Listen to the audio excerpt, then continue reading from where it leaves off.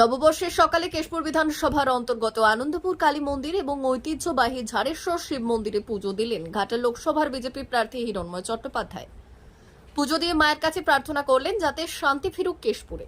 মূলত ঘাটাল লোকসভার 7টা বিধানসভার মধ্যে সবথেকে রাজনৈতিক সংঘর্ষপূর্ণ বিধানসভা হল কেশপুর, যা একসময় লাল দুর্গ হিসেবে পরিচিত ছিল।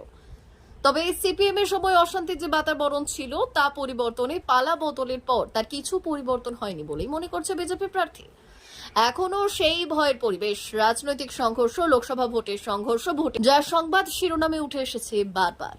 ভোটের প্রার্থী হয়ে এতদিন কেশপুর বাদে অন্যান্য বিধানসভাগুলিতে প্রচার সারছিলেন এই বিজেপি প্রার্থী, কিন্তু এবার তিনি এলেন কেশপুর বিধানসভার অন্তর্গত আনন্দপুরে প্রচার সারতে। এদিন তিনি প্রথমে আনন্দপুর কালী মন্দিরে পুজো দিলেন ভক্তি ভরে এবং সেখানে মায়ের কাছে আবেদন করলেন যাতে কেশপুরে শান্তি ফিরে আসে। এখন এই নতুন বছর শুরু হলো 1431 বঙ্গাব্দ। সেখানে আনন্দপুরে কালী মন্দিরে পুজো দিলাম, এখন ঝাড়েশ্বর মন্দিরে পুজো দিলাম। একটাই প্রার্থনা করলাম ঈশ্বরের কাছে, যেন কেশপুরে মানুষ সন্ত্রাস মুক্ত, আতঙ্ক মুক্ত, ভয় মুক্ত, সুখ, শান্তি এবং সমৃদ্ধি ফিরে আসুক কেশপুরের মানুষের জীবনে। এরপর সোজা চলে আসেন কানাশোলের ঝাড়েশ্বর মন্দিরে। সেখানেও বাবা শিবের মাথায় জল ঢেলে প্রার্থনা করলেন সকল মানুষদের মধ্যে শান্তি ফিরে আসে, এই কাতর আবেদন করলেন মন্দিরে মন্দিরে। এরপরে তিনি সংবাদ মাধ্যমের মুখোমুখি হয়ে ফের ঘাটালের প্রাক্তন সাংসদ দীপক অধিকারী ওরফে দেবকে কটাক্ষ করলেন। তৃণমূল প্রার্থী তথা বিদায়ী সাংসদ দেবকে পরিযায়ী প্রার্থী বলে কটাক্ষ করলেন হিরণ। এই কথা বলেছেন যে ওনাকে 10 বছরে খুঁজে পাওয়া যায়নি, বলেছেন যে আমি 10 বছরে আসিনি।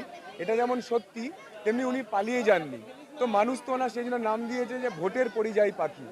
ভোটের পরিযায়ী পাখি মানে ভোটের পাখি আসে পরিযায়ী হিসাবে, এখানে ভোট খেয়ে দিয়ে ভোট লুট করে আবার কলকাতার পেন্ট হাউসে চলে যান। সেটাই উনি নিজে স্বীকার করেছেন গতকাল সবঙ্গে দাঁড়িয়ে এটা স্বীকার করে নিয়েছেন যে হ্যাঁ উনি ভোটের পরিযায়ী পাখি। তো এরপরে আর মানুষের কিছু বলার আছে? আর এরপরে নতুন করে কিছু বলার আছে? নিজেই স্বীকার করেছেন যে হ্যাঁ উনি ভোটের পরিযায়ী পাখি।